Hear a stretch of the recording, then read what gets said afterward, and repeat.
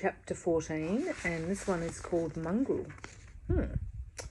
Eric and Roy didn't see each other again until Monday morning, although Roy did try to get to Eric's place on Sunday morning, but he was prevented by his mum.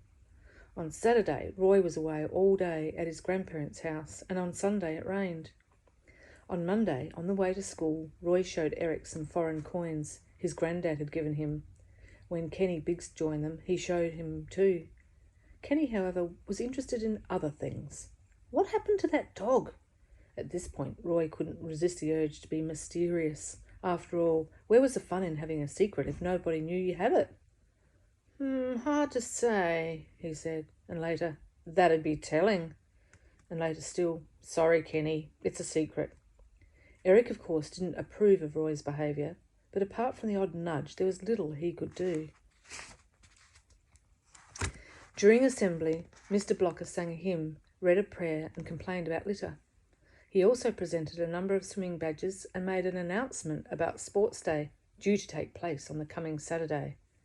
There was a buzz of excitement when Sports Day was mentioned. Under cover of it, or so he thought, Roy said, "Let's go to the library at playtime and look at dog books." "That's what I was going to say," said Eric. And Mrs. Jessup said, "Roy." For the first part of the morning, they had a maths lesson, and on a large graph on a marker board, there was a survey of children's names in the school, which some of the girls had done. According to this survey, there were 11 Tracys, 8 Garys, and at the other extreme there was 1 Shane, 1 Angelita, and 1 Eric. Eric pretended to be pleased to be the only Eric, but privately rather envied the more numerous Michaels and Jonathans. Roy, there were 2 Roys, said, "If they'd called you Robin, you'd have been Robin Banks. Think of that." At playtime, Eric and Roy avoided the teacher on duty and sneaked into the library. From their previous work on dogs, they knew exactly where to look.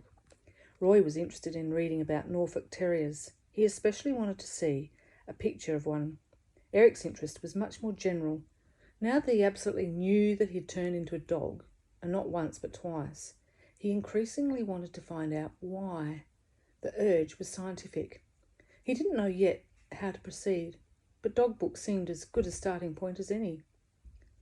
Unfortunately, each boy had barely laid hands on the books of his choice when Mr. Blocker, with a cup of tea in one hand and a starting pistol in the other, entered the library. "You boys," he said. "Sir," said Eric. "What are you up to?" "Studying, sir," said Eric. "Dog books," said Roy, and held up his as proof. Mr. Blocker, however, was an experienced head, and here's the picture. Do you think? I wonder what Mr. Blocker's thinking. He prided himself. He knew what studying was and what fooling around was too. He waved his pistol at them and told them to leave. After dinner, Eric and Roy avoided the dinner ladies and sneaked into the infant library.